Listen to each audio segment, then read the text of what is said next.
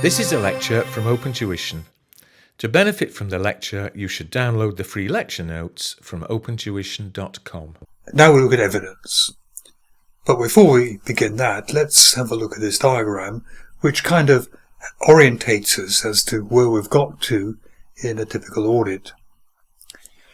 So we talked about planning an audit, and we said that was desperately important and has to be well documented. And planning directs us towards important figures, directs us towards where there may be difficulties, as well as helping us pick the right audit team with the right skills and experience and so on. We had to understand the entity, its the type of business sector it was in, the type of regulations which were being, regulatory authorities which were being applied to it, the internal control, how they measure performance and the like. And from that, having got to know the client a little bit, and within the planning, there will be planning meetings with typically the finance director, we will have some idea of the risk. And we looked at risk in the last couple of chapters, and the risk of material misstatement can be, there was a bit on audit risk, and there was business risk. Now, business risk of itself isn't a risk of material misstatement, but remember we said it could have a knock-on effect. Business risks tend to have accounting difficulties, so to speak. The audit risk is the risk that there is a misstatement and we don't discover it. And therefore we assess the risk of there being a material misstatement in the draft financial statements. And what we do is we adjust our audit work to give more attention to the high areas of risk. And also, of course, bound up with the risk is its materiality. We're particularly interested in material misstatements, whether material is to do with the size of the error or more to do with its incidence. Now at F8, the earlier stage of auditing, there was quite a lot on internal controls, which don't really figure very much in this paper at all. But when we're planning the audit, we might decide to put some reliance in the internal controls, and we test the controls and so on.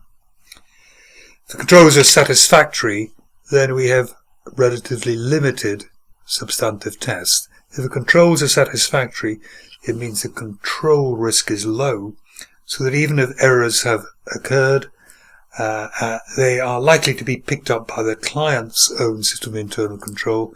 Therefore, we as auditors don't have to do so much. If there are ineffective controls, then there's inherent risks. There is very high control risk because the client isn't doing anything to trap these errors. Then the last line of defense, so to speak, is the auditor. And we're going to be doing what's called full substantive tests. A substantive test is where you kind of look at a figure and you attack it directly. It's not really dependent on controls, but effectively you're saying, here are the receivables. It's saying 2.5 million. How can we verify that 2.5 million at this point of time, which is a company's year end? How can we verify that it is correct? We'll come back to that word correct in a moment. Basically, auditing is then collecting evidence about the financial statements. If you had to use kind of one word instead of to sum up auditing, it is really, I think, collecting evidence. Evidence that the financial statements, to a reasonable level of assurance, are free of material misstatement. And remember what we've been saying over and over again, the evidence has to be neat, essentially. We need evidence about the amount and the treatment. We have to make sure that the presentation, the disclosure, the way the amounts are calculated is in line with the accounting standards and reporting standards. If not, then the financial statements aren't going to be showing a true and fair view. We have to do this at the assertion level, which is really looking at individual figures, certain qualities about these individual figures. And it is looking then kind of standing back and looking at the financial statements as a whole and seeing whether or not they are, in a way, giving the right impression to the users, that the users are not going to be misled into making wrong financial decisions because of what has been presented to them in the financial statements. Now, assertion. I said I come back to this business down here. I said somewhere in here the full substantive tests are looking at the figures to see whether they're substantially correct. And we have to think what is meant when a figure is printed on the financial statements. So if you see a figure for the non-current assets, say machinery, then when we say it is correct, and we never say it is correct, we say it is true and fair, but to all intents and purposes we're trying to say it's kind of correct. We mean it's correct in a whole lot of kind of different ways. It means that the valuation is okay. It means that the company owns it. It means that we have got all of the non-current assets there. We haven't managed to leave any out. And so it means that they exist, that we're not just assuming because they were last year, they're still here this year, and they haven't been lost or damaged or thrown out or stolen or something of that sort. So what we're really talking about here are assertions. A figure on the financial statements, as well as just being a figure, it's making a whole lot of claims, or it's saying a lot of things, it's making a lot of assertions. And really we need evidence that all the relevant assertions are okay. So if you look at transactions and events, which is primarily the profit and loss statement, we want to know that, say, sales have occurred, costs have occurred. We want to know that, for example, the expenses are complete. We want to know that amounts have been recorded accurately, that, for example, the VAT has been split out when we're allowed to do that. We want the cut-off to be right, that we're just looking at the transactions for this period, that they've been classified correctly, that we know what gross profit is, we know what net profit is. If needs be, and we are doing segmental reporting, we need to know that the various segmental results have been divided up and are classified and described correctly. And there is presentation. Often a lot of the presentation is tucked away in the notes to the financial statements, but there has to be notes there for directors' remuneration. There's often notes in there about the detailed amounts of depreciation and so on. So a single figure on the financial statements, on the statement of profit or loss, is potentially saying kind of 6 different things. It's saying I'm okay in all of these 6 things. And that means we need evidence on all of those 6 things. Account balances, which is basically amounts appearing in the statement of financial position. If we have something there in the non-current assets, it is saying it exists. Its rights and obligations are really ownership, saying it's complete, it is accurate, the valuation is okay, it's cost less depreciation, or else we've looked at impairment and written it down because we're not using that non-current asset very much. And again, and it's classified correctly.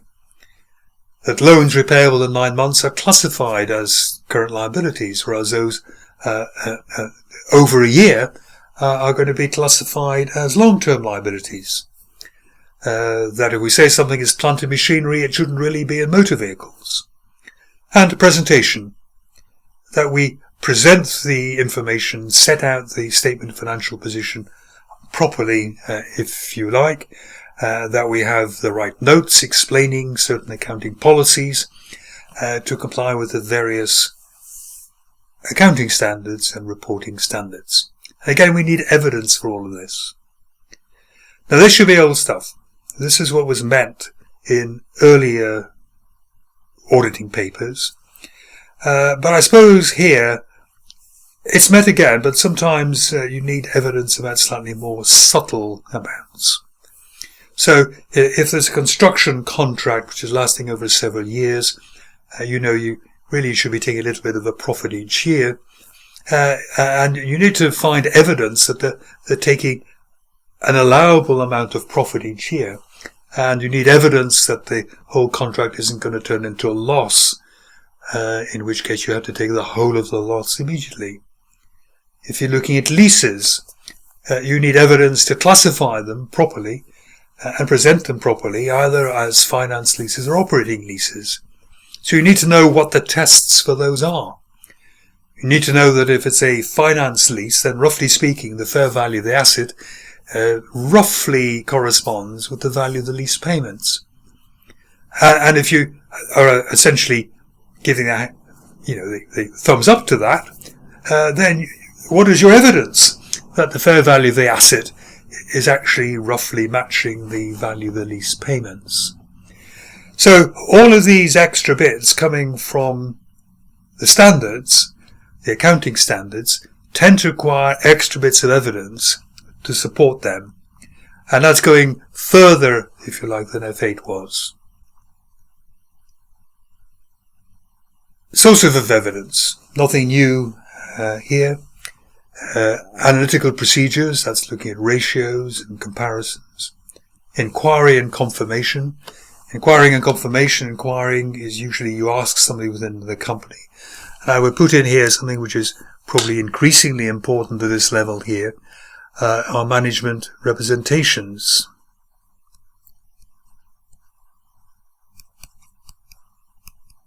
Not a great source of evidence, but it is a source of evidence. And really, auditors will not sign off the financial statements unless they get a management representation. We'll be looking later on at the sort of things which are in management representations, typically. Confirmation is where you ask outside, so confirmation from receivables, confirmation from a bank certificate, saying what the bank balance is and so on. Inspection. Inspect orders, inspect invoices, inspect signatures on documents, which is going to be showing authorization. Maybe I'll mention something in here that at this slightly higher level you want to inspect a lot, is the board minutes.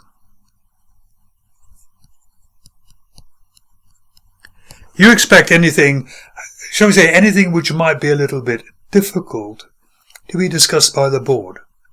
So it might be to do with a large customer, perhaps in financial difficulty.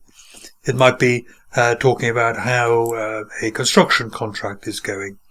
It might be talking about how research and development work is going and whether or not it seems to be likely to come up with a product which will sell and will have some revenue with it, and that's going to alter whether we should write it off or capitalize it.